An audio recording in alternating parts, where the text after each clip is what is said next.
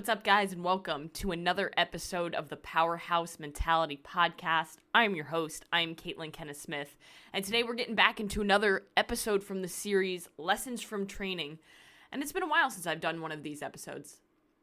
There's really no reason why I haven't done one of these episodes. I guess just a lot of the lessons that I learned from training, I turn them into bigger topics that I talk about on the podcast, or they're repetitive, so I don't want to give you guys the same old stuff. But the reality is, when it comes to personal development, when it comes to mental toughness, when it comes to becoming the best version of yourself and achieving fitness goals, health goals, career goals, it's a lot of repetition and it's a lot of repetitive shit. Like, if you go over to any business coach, to any personal development podcast or any personal development book, a lot of it is kind of the same, right? They all teach the same basic principles, all kind of centered around the idea of not giving up when things get tough, leaning into the resistance, always being willing to learn, especially from failures, and understanding that that's part of the journey. And I like to take those topics, and I like to really break them down and dive deeper into them. But I also like to relate them to real life for you guys so that it's easier for you to understand and see in your life. So when I take a lesson and I apply it to my training and how I was able to learn that lesson from something practical that I did and a situation that wasn't ideal where I learned from it, I'm hoping that you can do the same thing when you face some sort of adversity in your life. One thing that I've been saying over and over and over again on this podcast, on my social media, to my clients, and to myself, is that the more adversity that I face in training, the better I'm able to overcome adversity that I face outside of the gym. Life will always punch you in the face. It's not a matter of if it's going to happen, it's a matter of when, and it's a matter of how hard that punch is going to hit you. And when you get hit with a punch and you get knocked down, in boxing, for example, you get 10 seconds to get back up. Take your 10 seconds, but only take your 10 seconds, because if you take more than 10 seconds, then you get knocked the fuck out and you're done. But it's important that when you do fail, when you do get knocked down, that yes, you get back up fast, but you reevaluate the situation and you understand fully how you can move forward from this setback. So in today's episode, I want to talk about the value of failure. I talk about failure a lot on this podcast, and I think the reason I do so is because I fail a lot. But I succeed because I fail a lot, and because over the last year, one of the greatest lessons that I've learned that's allowed me to move forward in my training, in my career, in my life, is that I no longer fear failure. I used to fear it. Fear it to the point that I would hold myself back, or I wouldn't take risks because I didn't want to fail. Because let's be honest, failure kind of sucks, right? Failure is painful mentally and emotionally. It hurts your ego, but it's also physically painful sometimes, especially when it comes to training. More than anything, it's frustrating, right? When you fail something, you're frustrated. And then it causes you to doubt yourself. So when you have doubt, and you don't have belief, and you don't have confidence, it doesn't feel good. And it usually causes you to not, keep commitments that you make to yourself, not keep your word, not do the things that you know you need to do to become the version of yourself that you want to be. And the thing about failure is that it's part of life. It's a part of life that you can't avoid. It's inevitable that you will fail. You will not fail. If you are not failing, then you're doing something wrong in your life because you're not challenging yourself and you're living too comfortable. But the reality is, and I say that so often, the reality is, that's like my fucking tagline. But if you don't fail, you will never succeed. And we've all heard the analogy of the dude who owned Starbucks. I can never remember his name. I know somebody out there knows his name. Very successful guy, right? Because he He created such a beautiful thing. But he was not always successful. He was turned down countless times for the idea of Starbucks. And now look at Starbucks. They are literally taking over the world when it comes to coffee. If you go to New York City, there is a Starbucks on basically every corner. They don't have to compete with other coffee shops. They just compete with themselves. It's an incredible business model. Same thing with Walt Disney. He failed many, many times and was laughed at for his ideas. Now look at what Disney has become. Michael Jordan didn't make his high school basketball team. And now he will always be remembered as the greatest basketball player of all time. And if you come at me and you try to convince me that LeBron James is better than Michael Jordan, I will kindly slap you upside the head because you are wrong. So, a couple quotes. I love quotes. And I know that a lot of people love quotes, right? Because if you hear the right quote or you read the right quote, it's like, oh, shit, that hit me. And sometimes it can change your entire perspective. But here's the thing about quotes. I think that people become obsessed with quotes. And they just practice mental masturbation. Where they just take information in, they take it in, they take it in, they take it in. And they never actually do anything with it. They never apply the information that they're taking in. Meaning they never actually get value from the quotes that they're hearing. But I love quotes, so let's hear a couple. A man is great not because he hasn't failed, but because failure hasn't stopped him. And if you never fail, you will never succeed. Pretty simple shit, right? So, let me paint the picture for you guys on how I was able to break down a couple of the benefits of failure, and then we'll talk about those. But let's go back to Monday's training session. So, to give you a little bit of background, going into Monday's training session, I was already feeling mentally messed up. My back has really been bothering me, and usually I kind of tweak my lower back occasionally, like maybe every 6 months, or, sometimes it gets super tight depending on what I've been doing. But man, on Saturday I was doing some back squats, and I was doing very high percentage back squats under fatigue.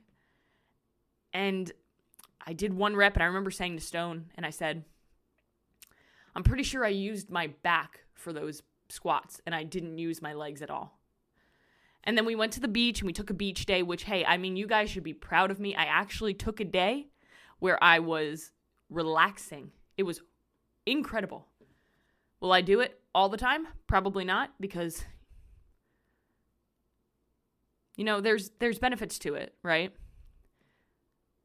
But lately, I've just been so focused on building this podcast, building the coaching, building myself as an athlete, building the Powerhouse Mentality, that sometimes it's hard to take a step back and relax, but there's so many benefits to it because you can only go hard for so long before you burn out. So I took a day to relax, and we were sitting on the beach, and I remember standing up after we were sitting there for a while, and my lower back was lit up. But again, I didn't really think much of it because sometimes that happens, especially when I do really heavy back squats, right? Sunday, I was doing some work, and I was like, the back is killing me still. So Monday I woke up, and it was bad. Like, it was sharp, stabbing. I wasn't a fan of it. It was going down my leg, so it's kind of like sciatic nerve issues. So going into the workout, mentally, I was already not feeling the best. I spoke about this in the Powerhouse Mentality newsletter that went out this morning. But the last couple of weeks have really been challenging for me mentally. I've been in a really weird place mentally. And really it comes down to the way that I'm talking to myself internally. So saying things like, why should you even bother trying this CrossFit thing? You're never going to make it. You're working so hard, but you're probably never going to make it because you're so far behind. It doesn't matter how hard you work. Things like, I'm not doing enough for my clients. I'm not giving them what they deserve. I could be doing so much more when it comes to being a content creator. Nobody likes my content. I'm not getting any views. I'm not getting likes. I'm not getting shares. I'm not getting anything. I'm not providing value. My podcast is okay, but I want it to be so much more. And maybe from the outside looking in, people might be like, that's insane. Like, you are doing so much. You are progressing so much. Your stuff is valuable. I love it, whatever. But I know internally, like, I could do so much more. Like, I know that I could give so much more value, and I've just been in a weird funk. So, again, going into Monday's session, I had the back pain. I was in this weird mental funk that I was talking about. And it was a big training session. Like, there was a lot going on, but that's nothing new, right? The first piece that I had was an EMOM for 32 minutes. So the first minute was 16 GHDs. The second minute was 45 double unders. The third minute was 10 squat cleans at 85 pounds. The fourth minute was 4 wall walks. And I would repeat all of that for 32 minutes. So 8 rounds total. And the one thing that was standing out to me in that EMOM, because whenever you have like a workout like this and you have like a bunch of movements, you always kind of want to look at what your limiting factors are, or what is going to take you the longest and what's going to be the most challenging for you as an athlete, so you can strategically plan for it. And for me, I was like, GHDs, I'll be fine. Double unders, I should be fine. I've been really working at them. Wall walks, fine. 10 squat cleans at 85 pounds in a minute. That's going to be my limiting factor. And the reason why is because I am very slow out of the hole on squat cleans. So doing 10 of them at that load for myself, I knew would slow me down, be challenging. It would get my heart rate jacked up. But it was also one of those moments where I thought, I haven't done high rep squat cleans in a while. So I've become much more fit than I've ever been.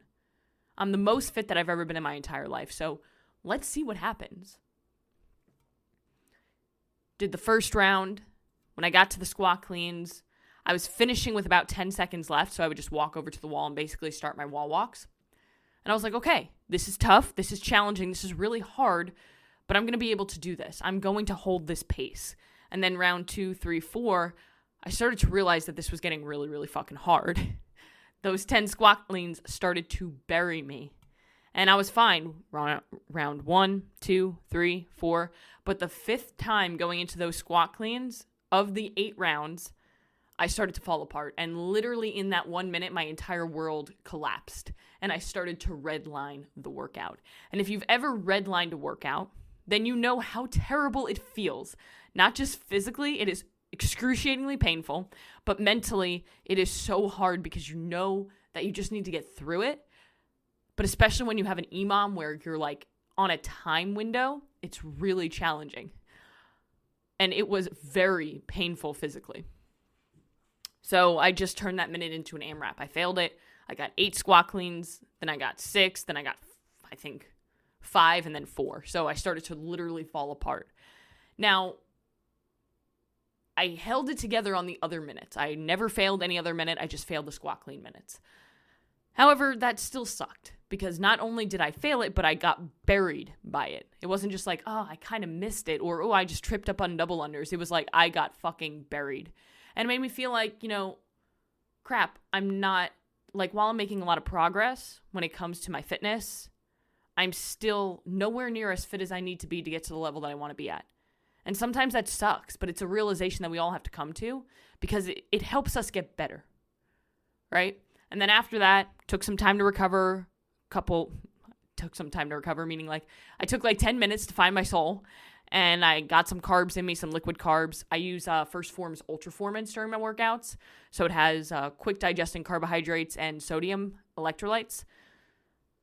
And then I had some really heavy squats, and again, mentally going into the very heavy squats at higher percentages than on Saturday when I initially hurt my back, with my back feeling the way that it did, I wasn't feeling very confident.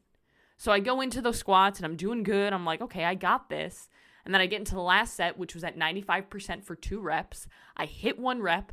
I went to hit the second rep and I failed it. Tried again, failed it again. And that's when I realized, you know what? Today's just not the day. Today's just not the day. Some days aren't going to be perfect. They're not going to be ideal.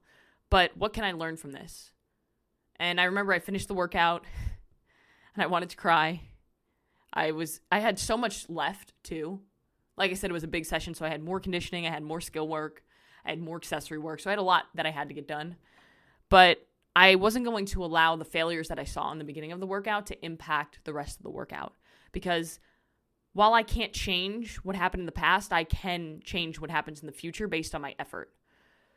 So, finished the workout, felt good about the rest of the workout, as good as I could feel because I was still a little bit messed up from redlining a workout. It takes a while to recover from that.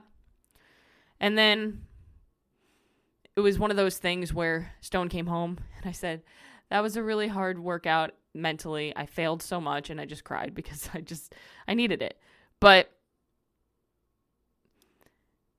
if I never have workouts like that, then I'm never ever going to be able to appreciate the good workouts, the ones that feel awesome, the wins that you have. And that's kind of where I wanted to go with the benefits of failure. So there are 3 things that you really get from failures. And I'm sure there's more, but these are just the 3 things that came to my mind and that I take from failure. Number 1, if you're failing, then it's a signal that you're challenging yourself and you're actually finding limits. If you're never failing, then I would argue that you're not pushing yourself hard enough and that you're too comfortable. And we all know that growth is not seen inside the comfort zone. You need to get out of your comfort zone in order to find growth in any area of your life, whether that be training or whether that be your personal life or your career. The second thing is that failure teaches you lessons like this on how to succeed. You think about like, okay, I failed this, I can't change it, but what can I do the next time I'm faced with this? Or what could I have done differently to produce a better outcome? And for me, if I look at this situation, I could say, well, you know what? On Sunday, instead of hitting the 400 grams of carbs that I should have been hitting, I had 330. Could that have made the difference? It could have. I really wasn't that hydrated going into the session. I could have been more hydrated. I slept like shit. My back was hurting. Things that I all could have prevented through focusing on my recovery and not letting that slip just because it was a Sunday. And that's on me. Nobody else can control that but me. So it's about taking personal responsibility and asking yourself, what could I have done differently to produce a better outcome? And the third thing, and this is probably the most valuable thing, is that you learn what you need to work on and you get areas of opportunity from your failures. So instead of looking at it as a failure, you look at it as an area of opportunity. Because perspective drives performance and perspective drives your quality of life. So if I always look at something as a failure, then it's a negative thing, right? But if I look at it as an area of opportunity, because it is, right? If you treat failure correctly and you learn and grow from it, it then helps you become successful and win, and then it is an area of opportunity. So identifying weaknesses, and in this situation, again, for myself, is recovery as well as focusing on my squat cleans because I know that that's a weakness of mine. I get it. Like I said in the beginning, guys, failure sucks. But the only way to actually succeed is to be willing to fail. And you know what? Winning feels fucking amazing. And like I said, the only way to win is to be willing to fail. And most people never actually take action because they fear failure so much. And they allow that fear to hold them back from taking risks that could produce the life that they want. We set limits for ourselves and we put a ceiling or we put a cap to what we think we're capable of, when in all reality, that ceiling is about 100 feet higher than you think it is. But you will never know unless you try and unless you take risks and unless you face the potential of failure. So if you fear failure, you fear success. If you say you want something You have to be willing to take the risk to get it. And if you fail, and when you fail, you learn from it, you grow, and you keep moving. So it's not about what you say, it's about what you do. And action cures everything. So go out today and do one thing that's going to take you one step closer to where you want to be.